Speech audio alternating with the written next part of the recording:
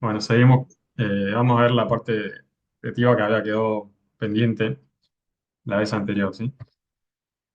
Ahí está. Ahora vamos a ver obesidad, pediatría, voy a dar yo y después cambiamos y Borna va a dar el paciente añoso y paciente crítico, ¿sí? TIVA en estas situaciones. Entonces vamos a arrancar primero con un poco de lo que es la anestesia total endovenosa en pacientes obesos, que es una condición cada vez más presente en Argentina y en el mundo. Hay cada vez más pacientes con sobrepeso y obesidad, así que es importante aprender no solamente la técnica endovenosa, sino cualquier administración de fármaco en estos pacientes. Y vamos a entender un poco primero cuáles son los cambios que ellos tienen en la composición corporal. Ellos no solo tienen un aumento en la masa grasa, sino también un aumento en la masa magra, que no es tan proporcional, linealmente proporcional al aumento de peso, sino que es más, ahora lo vamos a ver en un gráfico mejor. Tienen una mayor volumen de agua extracelular, por lo cual van a tener mayores volúmenes tanto de compartimiento uno, 2 y 3, pero especialmente lo que nos va a importar es el uno, para lo que es la dosis de inducción, el volumen uno y el volumen 2, y para el mantenimiento el volumen 3 y el clearance, ¿sí?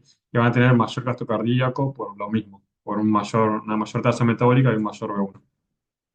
Este es un gráfico que hice yo sobre cómo esto es el peso total, cómo va aumentando, y el verde como es el aumento de la masa magra, que no va lineal al aumento de la masa grasa, ¿sí?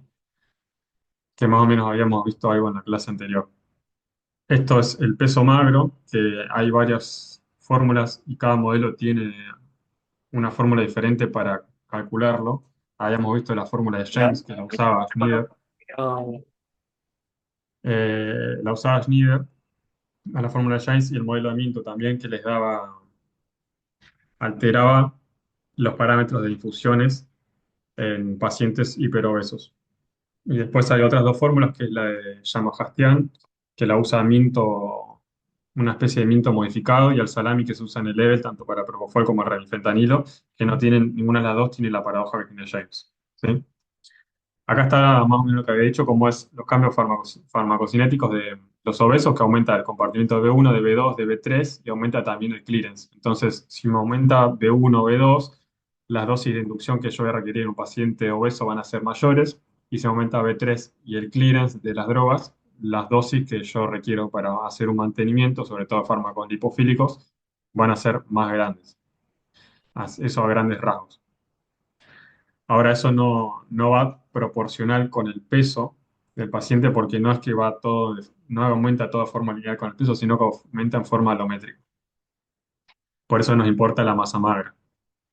Entonces, a modo de repaso de lo que hemos visto en la clase anterior, el modelo de Marsh lo que hace es escalarme los volúmenes lineales al peso. Entonces, el paciente, la dosis que yo le haga al paciente va a terminar siendo excesivamente alta.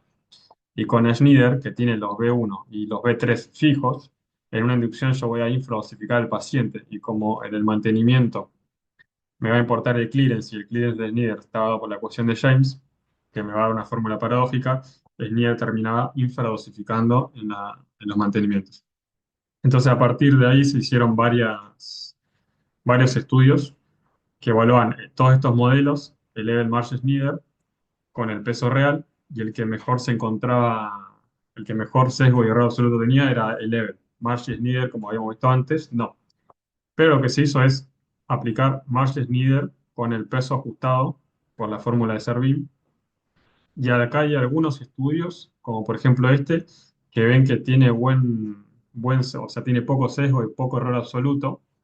Pero después hay otros estudios que, por ejemplo, bueno, lo saqué, hay otros estudios que tienen un sesgo de 30 o 40 más o menos. Eh, Como conclusión de los estudios que yo he leído, el que mejor se ajusta con peso real es el Level. Schneider no, y Marsh tampoco, pero Marsh, si uno le aplica el peso corregido, el peso ajustado por la fórmula de Servin, tiene una tasa de sesgo menor. Entonces, las bombas TSI que no tienen a disposición el modelo de Level, porque el modelo de Level es relativamente nuevo, del 2018, entonces hay algunas bombas que no lo tienen.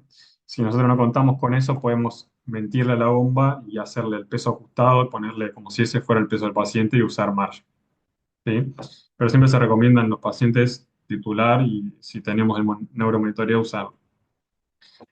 Ahora, lo que es el remifentanilo en pacientes obesos, recordamos los dos estudios que habíamos visto antes, que era Minto y el Level. Minto había sido diseñado para adultos no obesos, porque también contaba con la ecuación de James, y infradosificando el REMI. Y el Level, pero el Level, el BMI más alto que registraron fue en pacientes de un IMC de 35. Entonces, a partir de esto, se modificó Minto con la fórmula que habíamos visto antes de peso magro, hecha por Yamaha Satyan, que no tiene la paradoja que tiene James, como se ve acá. No se hace negativo, no se hace decrementar el peso magro, sino que sigue aumentando, pero no tan linealmente.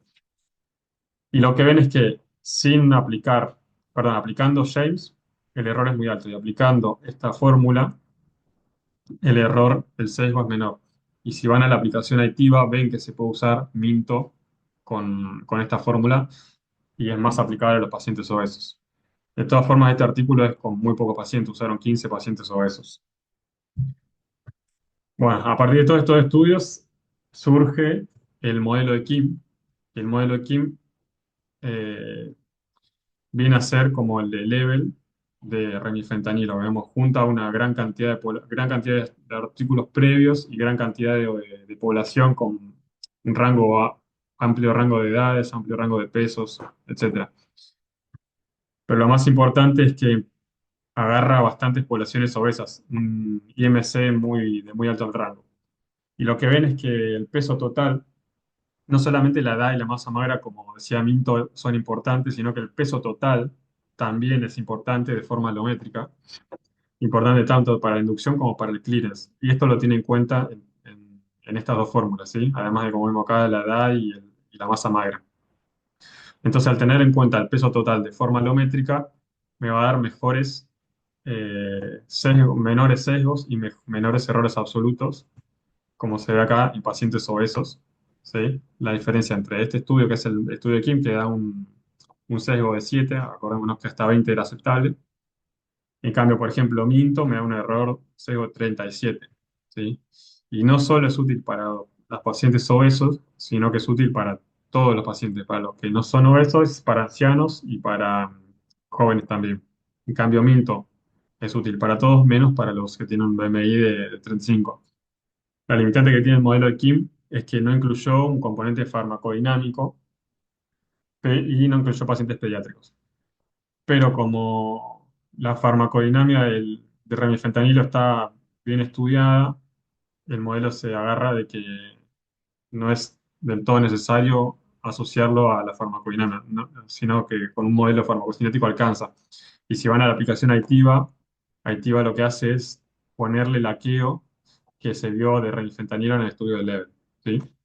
Entonces, básicamente, a modo de resumen de obesidad, para remifentanilo el King es lo más útil y si no, Minto con la fórmula modificada. Ahora, vamos a pasar al segundo grupo de pacientes, que es el paciente pediátrico, y vamos a hablar un poco de las diferencias que existen entre los más grandes y los más chicos.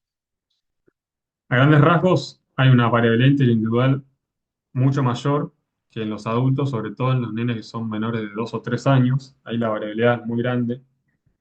Y después hay tres cosas que nos importan: el tamaño corporal, la edad y la composición corporal. ¿Por qué? Porque tanto el tamaño como la edad me van a influenciar el clearance de los pacientes pediátricos. Sobre todo de forma alométrica. Si el tamaño corporal, perdón, a menor edad, va a haber un clearance de los neonatos y lactantes mucho mayor que los que son niños mayores y que es lo que son adultos. O sea, el clearance en relación con la edad empieza a disminuir, arrancando de forma muy alta. Lo mismo con el tamaño corporal, pero más alométrico. Y con la composición corporal, las modificaciones que tenemos es que el volumen de distribución es mayor en los pediátricos, entonces me va a influenciar lo que son las tasas de mantenimiento. Esto es lo que es Propofol. El Propofol, como tiene inmaduro vías enzimáticas para su metabolismo y para su clearance, en lo que son neonatos y lactantes, sobre todo menores de un año, es menor el clearance del Propofol. Pero llega a un pico alrededor de los 3 4 años y a partir de ahí empieza a disminuir hasta llegar al clearance del adulto, ¿sí? En cambio, con el remifentanilo, el clearance es alto desde el nacimiento porque las esterasas están presentes siempre, porque el volumen de distribución es mayor, entonces voy a necesitar dosis más altas para remifentanilo para mantener una misma concentración plasmática y va a ir disminuyendo con el correr de los años. Esto es una simulación que se hace en adultos y chicos haciendo un bolo de 3 miligramos kilo y después haciendo la infusión manual de Robert, que era la de 1086, y se ve cómo en el chico terminó infradosificando, por todo esto que decíamos, de los volúmenes de distribución y el clearance aumentado en pediatría. Entonces, a modo de conclusión de esto, las dosis que voy a necesitar en un pediátrico va a ser más altas, tanto para la inducción como para el mantenimiento. Esto, bueno. Bien, y modelos de anestesia total endovenosa tenemos dos tipos, los manuales, como el Roberts en adulto, tenemos el McFarland, el Stoll y el Morse, y los bombas TCI, que es Perfusor, Cataria y el Level. Los modos manuales, la primera que se hizo fue para nenes de 3 a 11 años, el modelo de McFarland, que da un esquema para mantener una concentración de efecto aproximadamente de 3 microgramos por mililitro, haciendo un bolo de 2 gramos, de 2 miligramos kilo, y después haciendo la regla de 15, 13, 11, 10, 9. Pero es para mayores de 3 años. Y obviamente, como es un modo manual y no por TCI, tiene una tasa de error bastante amplia.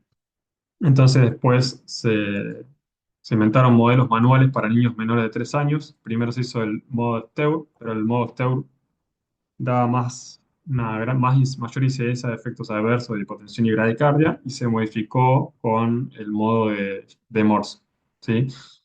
Que simula o llegaron a un objetivo de 3 y a un objetivo de 2. Entonces, en base al objetivo que yo quiero llegar, hay diferentes esquemas, y tanto de inducción como de mantenimiento. Y los modos TCI, los dos clásicos que siempre existieron fueron Perfusor y Catalia.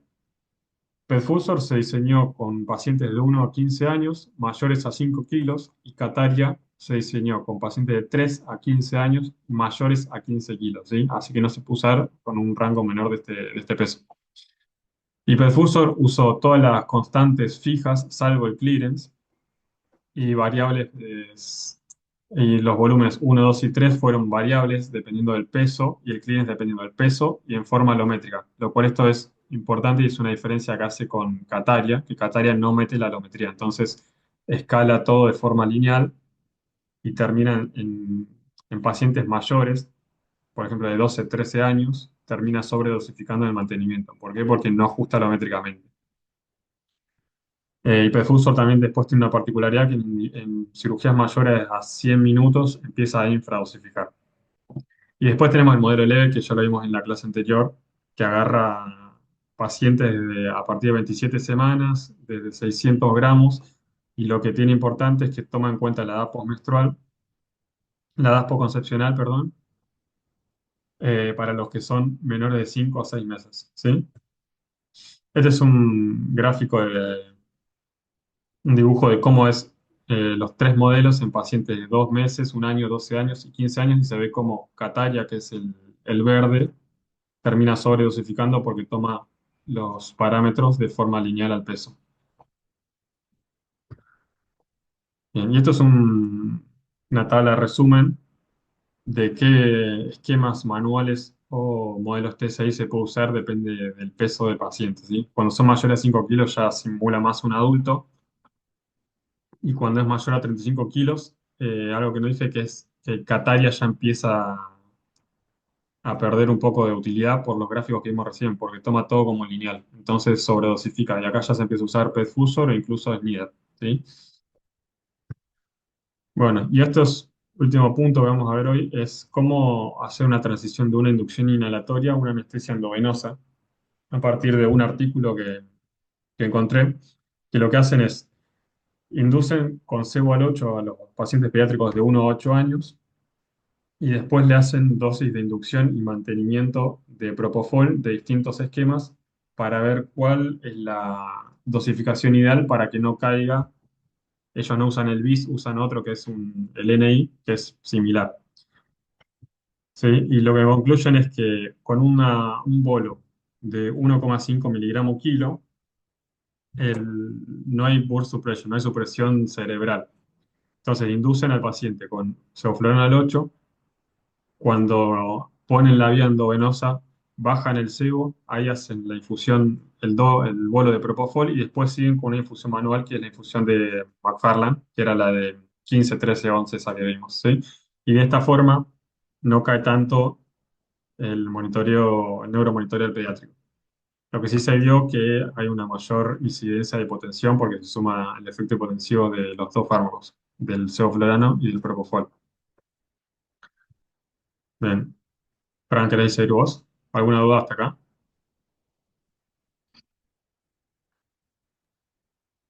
Hermano, joya. Sí, lo comparto yo de mi cosa, así lo puedo ir pasándolo. Sí. Está grabando, Yo ¿no? tengo una pregunta, pero es más de pediatría. Que me Mande. quedé